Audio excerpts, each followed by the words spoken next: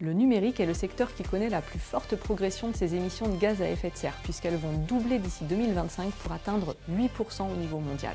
Je suis Hilda Gamero et je suis directrice de clientèle chez Capgemini Invent. Quid de la sustainability?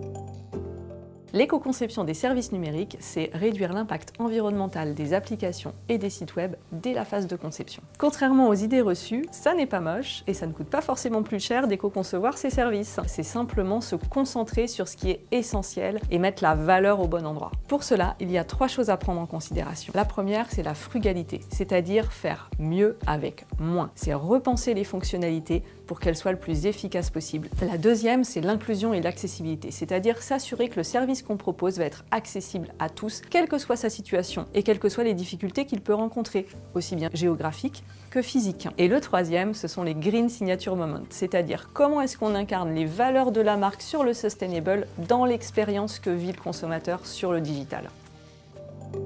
Aujourd'hui, beaucoup d'entreprises ont déjà conscience de l'urgence de la situation, mais il est compliqué de savoir par où commencer. Mesurer l'impact de ces sites et de ces applications mobiles est souvent la première étape essentielle pour la mise en place d'une démarche d'éco-conception.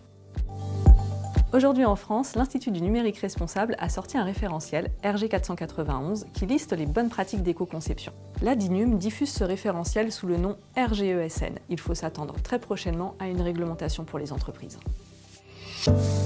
La première étape est de se former et de former vos équipes. Ensuite, il est important de nommer un référent numérique responsable qui sera le garant de vos bonnes pratiques. Il n'est pas nécessaire de changer complètement vos façons de travailler.